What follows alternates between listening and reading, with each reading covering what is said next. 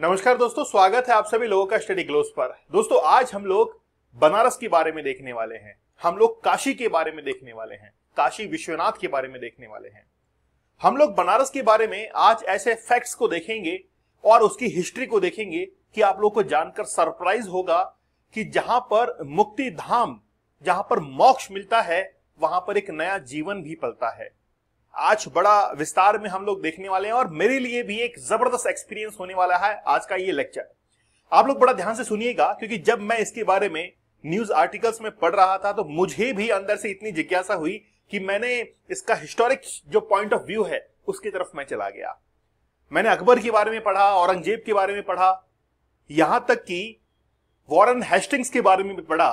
मतलब बड़ा surprising things जो है वो सामने निकल कर आई। आप लोग जरूर इसके बारे में जानिएगा। मैं आप लोगों को बड़ा विस्तार से आज बताने वाला हूं। चलिए, तो काशी जो नगरी है वो वाकई में गोल्डन सिटी हम लोग कह सकते हैं इसको, क्योंकि वहां पर जिस तरीके से शाम का मनोरम जो दृश्य होता है वो बड़ा जबरदस्त होता है। अब एक न्यूज आर्टिकल हाल ही में पब्लिश हुआ, they came to Kashi to die. मतलब काशी जो है वो एक मोक्ष का स्थल है, जहां पर जब किसी व्यक्ति की मृत्यु हो जाती है तो मृत्यु के बाद में उसको काशी के अंदर लाया जाता है। लेकिन इसके साथ में ही and found peace in living, वहां से जीवन की शुरुआत भी होती है और वहां पर शांति भी मिलती है। दोनों एक साथ कैसे हो सकता है? क्या सुख और दुख दोनों एक साथ हो सकते हैं? सोचकर देखिए, जहां सुख होता है वहां दुख नहीं होता और जहां दुख होता है वहां सुख नहीं होता। लेकिन एकमात्र ऐसी जगह जहां पर मृत्यु भी है और जीवन भी है। देखिए आप, डीप वर्क हमारा एक जबरदस्त कोर्स। मैंने हमेशा आपको कहा है कि अगर जीवन में अगर आप आगे बढ़ते हैं तो उसके पीछे सबसे बड़ा जो एलिमेंट है वो है आपका फोकस, कंसंट्रेशन, साथ में डिसिप्लिन भी। और आप लोग इस कोर्स के साथ में जुड़िए। 1 अगस्त से हमारा ये कोर्स शुरू हो रहा है। हम लोग 1 अगस्त से लाइव क्लास लेंगे। मैं आपको वो टेक्निक्स बताऊंगा जिनकी मदद से आप लोग अपनी लाइफ के अंदर जबरदस्त, मतलब कमाल करके दिखा देंगे। मैं आप लोगों से वादा करता हूं। मैंने 175 डेज तक लगातार लाइव सेशंस आपके लिए थे। मैंने इसमें बहुत मेहनत की थी, मैं जानता हूं। एक एक सेशन को बनाने में 4 से 5 घंटे लगते थे। रियल लाइफ स्टोरीज आप लोग के सामने प्रेजेंट करता था। तो आप लोग इस कोर्स के साथ में जरूर जुड़िए और 75 डेज के हार्ड चैलेंज को भी आप लोग पैरेलली लेकर चल सकते हैं, ताकि एक तरफ हम लोग एडिक्शन से बाहर निकले और दूसरी तरफ अपनी लाइफ के अंदर ग्रो कर जाएं। तो एक जर्नी 1 अगस्त से हमारी जर्नी के अंदर आप लोग भी शामिल हो जाइए, ठीक है। चलिए, सबसे पहले आप देखिए कि वाराणसी है कहां पर। वाराणसी जो है वो गंगा के तट पर है। यहां पर आप लोग देख रहे हैं प्रयागराज है और प्रयागराज के नजदीक ही बनारस है। लेकिन बनारस का नाम बनारस नहीं था शुरुआत के अंदर, शुरू में नहीं था। धीरे धीरे कई रूलर्स यहां पर आए जिन्होंने यहां पे राज किए। मंदिर बना, टूटा, मस्जिद बनी, बहुत कुछ यहां पर हुआ। लेकिन लोकेशन आप देखिए यूपी के अंदर है। पास ही के जो शहर है लखनऊ, कानपुर, गोरखपुर, मध्य प्रदेश के बिल्कुल नजदीक है, बिहार के बिल्कुल नजदीक है। और ये जो प्रयागराज है वो आज पूरे विश्व के अंदर जाना जाता है। सबसे पहले मैं आप लोगों को एक ओवरव्यू जो है वो बताता हूं। 100 से ज्यादा घाट आज बनारस के अंदर है। ये जो घाट आप लोग देख रहे हैं, हर एक घाट का अपना एक नाम होता है और यहां से गंगा नदी जो है वो बहती है। काफी पवित्र नदी है, पूरे विश्व की सबसे पवित्र नदी मान लीजिए आप। और ये जो घाट बने हुए हैं यहां पर, इन घाटों का अलग अलग नाम भी है। अगर आपको दर्शन करना हो इन सभी घाटों का तो आप वहां से एक नाव लेते हैं और नाव लेकर आप पूरे घाट दर्शन करते हैं। शाम का जब वक्त होता है उस समय वो दृश्य जबरदस्त होता है। मैंने सबसे पहले आप लोगों को मोक्ष के बारे में बताया, मृत्यु के बारे में बताया। मृत्यु जो कि एक जीवन का जाना हुआ सत्य है, जिसको इंसान मानने को तैयार नहीं होता है कि मुझे कभी मौत भी आएगी, कभी मुझे जो है मृत्यु भी आएगी। लेकिन वो एक ऐसा सत्य है, यूनिवर्सल ट्रुथ है। मणिकर्णिका घाट उन सब घाटों में से सबसे ज्यादा पवित्र माना जाता है। यहां पर कभी भी चिता की आग बुझती नहीं है। 24 घंटे यहां पर चिता जो है वो जलाई जाती है। मैंने खुद इस चीज को फील वहां पर जाकर किया है। हम लोग जब वहां पर शाम के समय निकल रहे थे, रात के समय वहां पर टहल रहे थे, तो भी एक के बाद एक वहां पर बहुत सारी चिताएं जो है वो जल रही थी, बहुत सारी डेड बॉडीज लाई जा रही थी। तो कभी भी यहां पर जो चिता है वो शांत नहीं होती। इसके पीछे सबसे बड़ा कारण क्या है? कारण ये है क्योंकि मोक्ष का सबसे बड़ा जो स्थल है वो मणिकर्णिका घाट मतलब काशी को माना जाता है। कहते हैं कि जिसका अंतिम समय होता है वो वहां पर जाता है और उसकी ख्वाहिश होती है कि मैं मेरा अंतिम समय कहां बिताऊं? काशी के अंदर, बनारस में जाकर बिताऊं और मेरी मृत्यु जो है वो वहीं पर हो। इसीलिए मणिकर्णिका घाट, आप देखिए काशी विश्वनाथ टेम्पल, काशी विश्वनाथ जो टेम्पल है ये टेम्पल अद्भुत है। शिवलिंग छोटा है लेकिन जो 12 ज्योतिर्लिंग है उनमें से एक है। अभी मैं आप लोगों को बताने वाला हूं कि किस तरीके से अकबर ने अपने जो नवरत्न थे टोडरमल की सहायता से इस काशी विश्वनाथ मंदिर को बनाया था। लेकिन औरंगजेब ने इसको तोड़ दिया और तोड़कर क्या बनाया? ज्ञानवापी। कैसे बनाया उसके बारे में आगे विस्तार से बात करेंगे। मैं पूरी एक स्टोरी लाइन जो है आप लोग को बताऊंगा। शाम के समय ये आरती का एक मनोरम दृश्य होता है। आज पूरे विश्व के अंदर ये जो आरती होती है, गंगा आरती, ये केवल और केवल बनारस में नहीं होती है। चाहे आप हरिद्वार चले जाइए, आपको जहां जहां गंगा नदी बहती है वहां वहां आपको ये आरती होती हुई दिखाई देती है। लेकिन सबसे जो फेमस है, प्रसिद्ध है, वो बनारस की आरती है। आप जब जाएंगे नाव में बैठकर नदी के पास में जाएंगे और जिस समय आरती होती है आप दुनिया का हर दुख भूल जाएंगे। आपको लगेगा कि वास्तव में मैं साक्षात ईश्वर से प्रेरित हो रहा हूं, वहां पर ईश्वर के दर्शन करने को आपको मिलेंगे। लेकिन वो आपका मन कैसा है, उस मन पर निर्भर करता है कि आपके मन में ईश्वर है कि नहीं है। मणिकर्णिका घाट को जब आप लोग देखेंगे तो वहां पर आप लोगों को लगेगा कि जीवन के अंदर सबसे बड़ा जो दुख होता है वो होता है किसी इंसान को खोने का। इससे बड़ा दुख हो ही नहीं सकता है किसी इंसान के अंदर। तो मणिकर्णिका घाट को देखकर वहां पर जब देखेंगे कि इतनी सारी चिताएं जल रही हैं तो आप अपने दुख को भूल जाएंगे और लगेगा कि हाँ यार, जीवन का अंत है ये और हम लोग उस भौतिकवादी संसार के पीछे पड़े हुए हैं। तो ये आरती है बड़ी जबरदस्त होती है। इनके लय, इनकी ताल, जिस तरीके से ये आरती करते हैं और कहते हैं कि इनको ट्रेनिंग दी जाती है इस चीज की। ये जो घर आप लोग देख रहे हैं ये घर नहीं है, इसको कहते हैं मुक्ति धाम।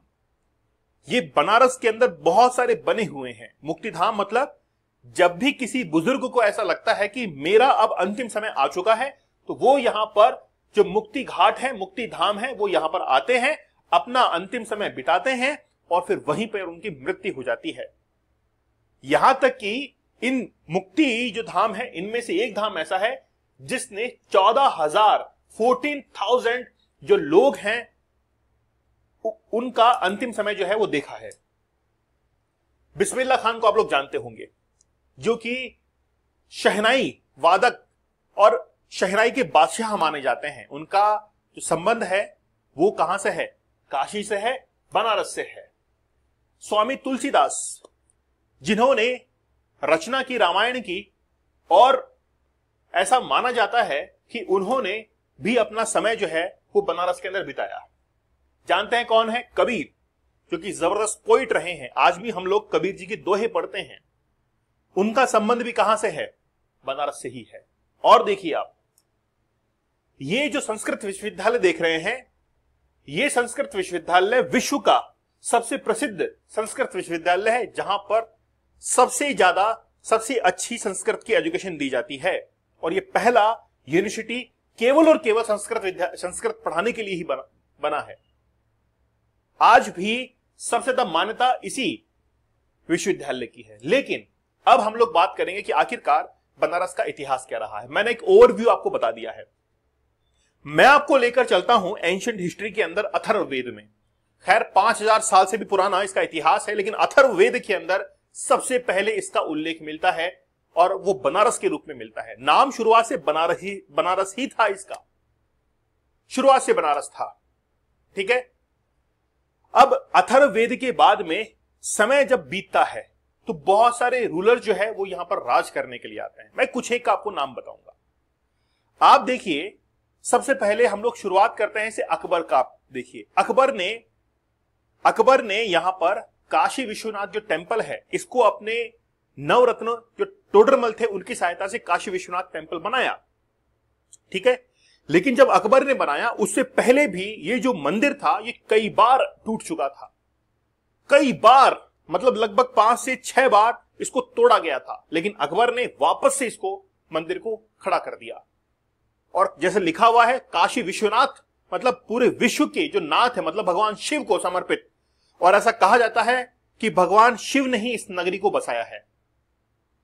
तो जब अकबर ने इस मंदिर का निर्माण करवाया तो उसके बाद में आया औरंगजेब। औरंगजेब ने इस मंदिर को हटाकर यहां पर ज्ञान व्यापी मस्जिद बना दी। और ज्ञान व्यापी मस्जिद को लेकर आज भी डिस्प्यूट है। ज्ञान व्यापी मस्जिद जैसे बनी तो अब बात आती है मराठाओं की। मराठाओं ने यहां पर जितने भी घाट आप लोग देखते हैं उनका निर्माण मराठाओं ने करवाया। सबसे ज्यादा जो योगदान था वो मराठाओं का माना जाता है। तो रानी होलकर जिन्होंने वापस से उस काशी विश्वनाथ मंदिर को बना दिया, और आज भी आप लोग देखते हैं। और जो विवाद है वो वहीं से औरंगजेब से शुरू होता है कि औरंगजेब ने इसको तोड़कर क्या बनाया था, ज्ञान व्यापी मस्जिद बनाई थी। ठीक है, तो जो होलकर थी उन्होंने वापस से क्या बना दिया था, यहां पर मंदिर जो है वो बना दिया था। ये सब कुछ चल रहा था। अब यहां पर कई रूलर्स आते हैं। आप देखिएगा कि ब्रिटिश जब यहां पर आते हैं तो ब्रिटिश क्या करते हैं कि यहां के राजाओं से घूस लेने का काम करते हैं। पैसा दो, और पैसा किस एवज में, कि हम लोग तुमको बड़े बड़े जो तुम्हारे ऊपर अटैक होते हैं उससे बचाएंगे, उनसे बचाएंगे। तो इन्हीं में से एक शासक था, वो था चैत सिंह। और चैत सिंह जिसने 1770 से लेकर 1781 1781 तक राज किया था। चैत सिंह के ऊपर ब्रिटिश ने यह कहा कि हमको 22 लाख की यहां से जो रिश्वत है वो चाहिए। रिश्वत ही कहेंगे उसको। उस समय वॉरेन हेस्टिंग्स जो कि बंगाल का गवर्नर जनरल था, तो वॉरेन हेस्टिंग्स ने, जिसके पास में बंगाल की पूरी रियासत थी जहां से रेवेन्यू कलेक्ट करता था, उसने चैत सिंह को यह कहा कि मुझे 22 लाख रुपए चाहिए यहां से, और उसके बाद हमारी कोई डिमांड नहीं रहेगी। चैत सिंह जिसने कॉम्प्रोमाइज किया और 22 लाख रुपए दिए, लेकिन उसके बाद भी ब्रिटिश की भूख नहीं मिटी। फिर 4 लाख रुपए और देने का जो है वॉरेन हेस्टिंग्स ने कहा कि हमको 4 लाख रुपए और चाहिए, हमको कुछ सैनिक भी चाहिए, ये सब कुछ कहा। लेकिन चैत सिंह जो था उसने क्या कहा कि भाई मैं ये नहीं दे सकता।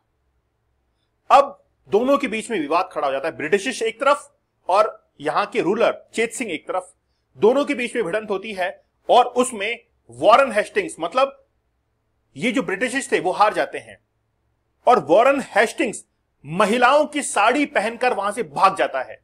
जबरदस्त, इतने रूलर हमारे जबरदस्त रहे हैं। किंग जो थे ना भारत के, वो बहुत जबरदस्त रहे थे। बस एक बात की कमी थी, उनको अपनी पावर पर विश्वास नहीं था, उनके पास में इंटीग्रिटी नहीं थी, उनके पास में जो एकता है वो नहीं थी, सब बिखरे हुए थे राजा। तो जब मुगल थे तो मुगल एक्चुअली में कुछ ज्यादा सहयोग कर रहे थे ब्रिटिश को, जैसे सुजाउद्दौला वगैरह वो थे, उन्होंने ब्रिटिश को सपोर्ट किया। और फिर वॉरेन हेस्टिंग्स वहां से भाग गया। लेकिन वॉरेन हेस्टिंग्स ने क्या किया, वापस से हमला किया चैत सिंह के ऊपर, और उसमें चैत सिंह हार गया। और चैत सिंह हारने के बाद बनारस को छोड़कर चला जाता है। अब ये पूरा का पूरा एम्पायर किसके हाथ में आ गया, ये ब्रिटिश के हाथ में चला गया। अब वहां से वो रेवेन्यू कलेक्ट करना शुरू करते हैं, और फिर 1947 में जाकर वापस से बनारस यहां पर आता है। मैंने अकबर के बारे में आपको बताया था, अकबर ने बनारस का नाम बदलकर मोहम्मदाबाद कर दिया था। आज आप लोग जानते हैं कि भारतीय शहरों के नाम क्यों बदले जाते हैं, उसके पीछे सबसे बड़ा रीजन यह है कि जो मुगल थे उन्होंने बनारस का नाम बदलकर क्या कर दिया था, मोहम्मदाबाद कर दिया था। इसीलिए आज देखिए प्रयागराज नाम पड़ गया है ना, पहले तो नहीं था, आज प्रयागराज कर दिया गया है। तो उसके पीछे रीजंस इतिहास के अंदर छिपे हुए हैं। इसका नाम बनारस जो है, बनारस इसीलिए क्योंकि यहां पर वरुणा और असी दो नदियां यहां पर बहा करती थी। कौन कौन सी, वरुणा और असी, दो नदियां यहां पर ठीक है बहा करती थी, इसलिए वाराणसी इसको कहते हैं।